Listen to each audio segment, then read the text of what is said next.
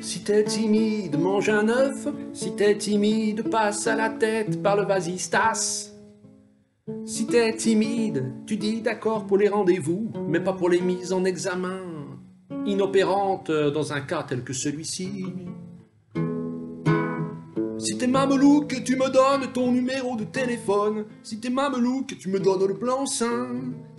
Tu me donnes un sourire ou un soutien-gorge de sport, pour moi c'est la même chose. Je n'ai jamais vu de tel yaourt que dans son frigo. Pourquoi vous dites, belle mère, vous êtes si belle, une énorme glacière, moi c'est tout ce que je demande à la vie. Et je me moule, elle fait ventouse à sa cuisse, à ma touze, à mes... santé, me dit-elle, santé, mais pas les pieds, la mienne sans plus. J'avais de la fumée rose qui s'échappait de mon slip. Dans son panty orange, c'était une cousine d'âge similaire. C'est toujours des histoires qui font les histoires, c'est toujours le sourire amer et amusé de la fille qui commence à se dévêtir sans que rien ne lui fût demandé préalablement. Si elle te fout le gourdin, oui, mais c'est une supposition, c'est une hypothèse. Qu'elle te fait suer les pieds parce que tu t'imagines des scénarios dans ta tête et tu t'étonnes après que ça pue des chaussures, que tu es obligé de les mettre sur le balcon. C'est un jeu de piste de cité balnéaire bien connu par ici. Dans quel livre à série l'ai-je lu? C'est une femme un peu championne pour me frotter comme une ventouse au sortir du bain. C'est une pique-assiette comme j'ai jamais vu, qui lèche son assiette après avoir mangé un brownie. J'ai un contrat sur elle pour jouer tous les copains d'elle dans la rue Esmeralda. Oui, c'est à Montpellier, mon peldoche. J'ai envie de te prendre n'importe quand, de t'aimer Toussaint dehors, mais surtout toi.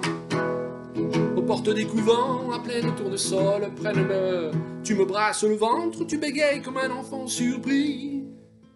À califourchon sur des crapauds, elle a posé sa robe, puis son soutien-gorge, et m'a dit « Matelot, il est temps de rentrer à la caserne. »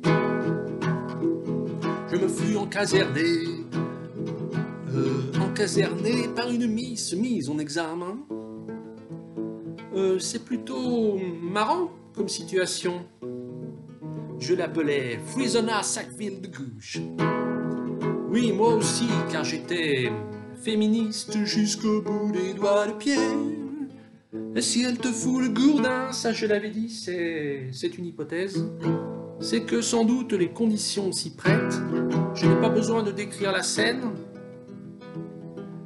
car la plus poilue des deux, car elles étaient deux, fut, à ma grande surprise, le long d'un sentier jonché de crottes, car on était dans une cité balnéaire, avec des odeurs de sapin, et je la vis se frotter à un baldaquin.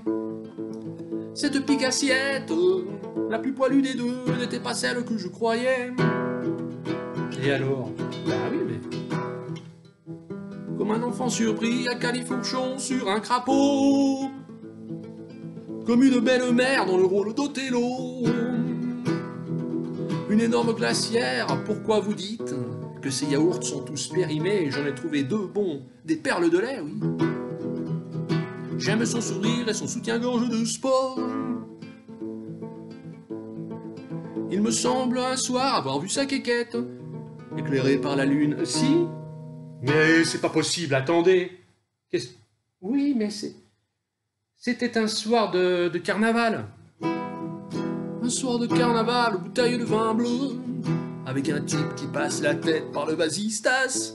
Mais qui es-tu, toi? De quoi je me mêle? Encore un mec qui s'est échappé du parc du rugby. Quand elle se déshabilla, moi j'étais complètement refait. Refait de la toiture des cités balnéaires. Les lunettes pleines de sel. Je sais ce qui se passe, qu'est-ce qui fait ventouse quelque part sur ma cuisse. Et je regarde, c'était un crapaud, c'était la police. Oui, et c'est comme ça que j'ai terminé aux onzons.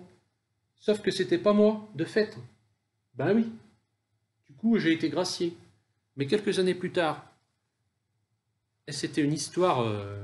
Oui, mais c'était Alexandre Dumas. Oui. Vous voulez pas le savoir? Ben écoutez, renseignez-vous. Faites confiance à la littérature. La littérature en soutane. Non, c'est de la bonne littérature. C'est vous qui dites, oui.